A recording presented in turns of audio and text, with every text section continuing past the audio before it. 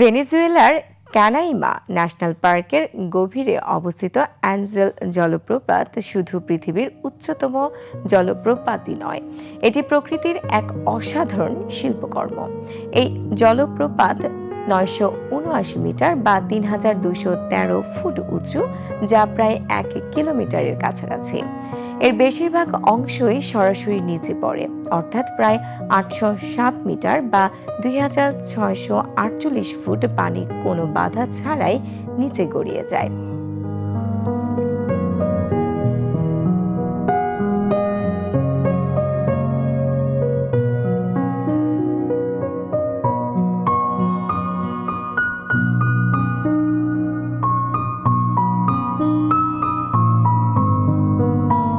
Angel জলপ্রপাত ওইয়ান tepui নামে একটি বিশাল টেবিল টপ পর্বতের চূড়া থেকে নিচে নেমে আসে। টেপুই বলতে আদিবাসী ভাষায় দেবতাদের ঘর বোঝায়, যা এই অঞ্চলের রহস্যময় এবং প্রাচীন পরিবেশকে ইঙ্গিত করে। এই টেপুইগুলো কোটি কোটি বছর ধরে প্রাকৃতিক ক্ষয়ের ফলে তৈরি হয়েছে এবং এদের নিজস্ব অনন্য উদ্ভিদ ও প্রাণী জগৎ রয়েছে, যা পৃথিবীর অন্য কোথাও দেখা যায় না। জলপ্রপাতটি কারারাও নদীর একটি উপনদী, চুরুম নদীর অংশ। এর পানি মূলত বৃষ্টির উপর নির্ভরশীল, তাই বর্ষাকালে জুন থেকে নভেম্বর মাসে এর প্রবাহ সবচেয়ে শক্তিশালী থাকে।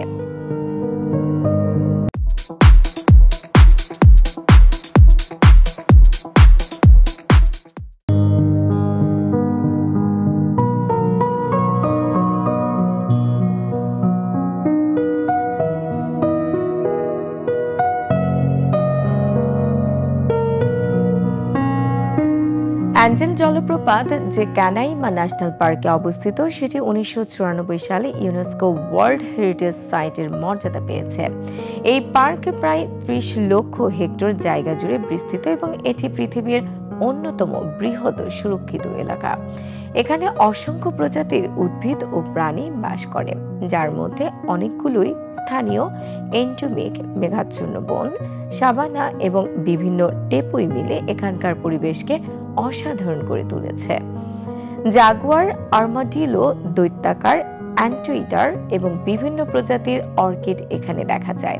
এই অঞ্চলের আদিবাসী পেমন উপজাতিরা প্রকৃতির সাথে নিবিড়ভাবে জড়িত এবং তাদের সংস্কৃতি ও বিশ্বাস এই এলাকার পরিবেশের সঙ্গে ওতপ্রোতভাবে মিশে আছে।